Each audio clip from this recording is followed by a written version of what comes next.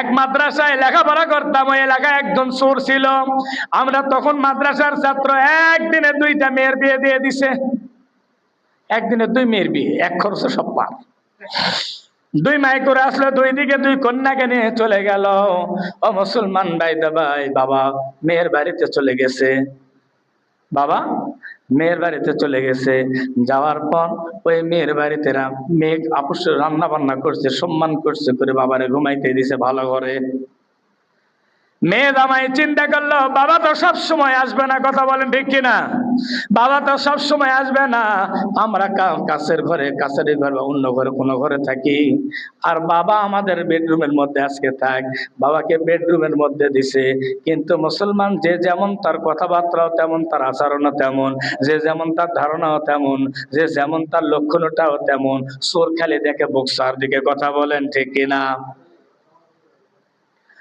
মুসলমান শুনে রাখেন, রজনী যখন গভীর হয়ে গেছে, রজনী গভীর হয়ে গেছে, এমন সময় চিন্তা করতেছে এত সুন্দর হাড়ি বাতিল, এত সুন্দর ঢেয়া নকশা, কেমনে থাকি ঘুম হয় না। ঘুম না হওয়ার কারণে মুসলমান ঘুম থেকে উঠে ওখানে সবকিছু একটা জিনিস দিয়ে ভার বাঁধিছে। মেয়ের বাড়ি থেকে ভার নিয়ে চলে আসছে রাত্রিবেলায় নিজের বাড়িতে। কারণ কি? ও তো চোর, চুরি করে। নিজের মেয়ের বাড়ির দেখেও লক্ষ্য করে থাকবে, চুপ থাকতে পারে না, চুরি করলেন, চুরি করে নিয়ে আসছেন। সকালবেলা জামাই মেয়ে রান্না বান্না করছে, নাস্তা তৈরি করছে, শ্বশুরকে ডাকা হবে না, ঘুম পাড়তেছে। মুরব্বী মানুষ যত পারে ঘুমাক, আরো ঘুমাক। মুরব্বী মানুষ কালে ঘুম পারে। রান্না বান্না সব শেষ, বেলা 9টা 9:30 বাজে। ব্যাপার কি? ডাকে না, ওঠে না কেন? আব্বাকে ডাক দাও, যাও। এইবার বাবারে ডাকতে গেছে জামাই গিয়ে দেখে সিসিম ফাঁক, দরজা খোলা, আগে দেওয়া আছে, কোনো কিছু লাগানো নাই, সিটকি লাগানো নাই। মেয়েকে ডাকতে বলতেছে, শোনো, তোমার বাবাকে আমার ঘরের মধ্যে নাই, কোথায় গেছে জানি না। 2 স্বামী স্ত্রী এইবার খোঁজাখুঁজি শুরু করে। মেয়ে তো জানে, মেয়ে জানে আমার বাবা কোন দলের লোক। কি কথা বলেন না কেন? মেয়ে জানে আমার বাবা কোন দলের লোক। মেয়ে চিন্তা করলেন, খবরদার কথা বলো না, চলো।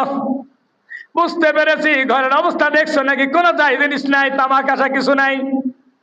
তার মানে আমার বাবা রাত্রেবেলায় লোভ সামলাইতে পারে নাই, নিয়ে চলে গেছে। কান্দা ঘোষা করলে আমার মান সম্মান থাকবে না, আমার ভাত আর এই বাড়িতে হবে না। জামাই বলতে যে কোনো কান্দা ঘোষার দরকার নাই, আমাদেরই তো শ্বশুর, চলো যাই।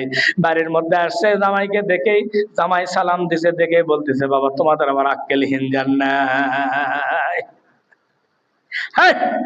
তোমাদের তো আক্কেলহীন জান নাই, তোমাদের বিবেক হলো এটা। ওই ঘরের মধ্যে আমাকে থাকবা দিয়েছেন, আমার ঘুম হয়। ওই ঘরের মধ্যে থাকতে দিলে আমার ঘুম হয়। এত চেষ্টা করলাম, ঘুম হলো না, কি করবো, বাধ্য হয়ে নিয়ে চলে আসি। আসা যখন আসেন, থামো, খাওয়া দাওয়া করো, গাও পাও জুড়াও, খাওয়া দাওয়া করো।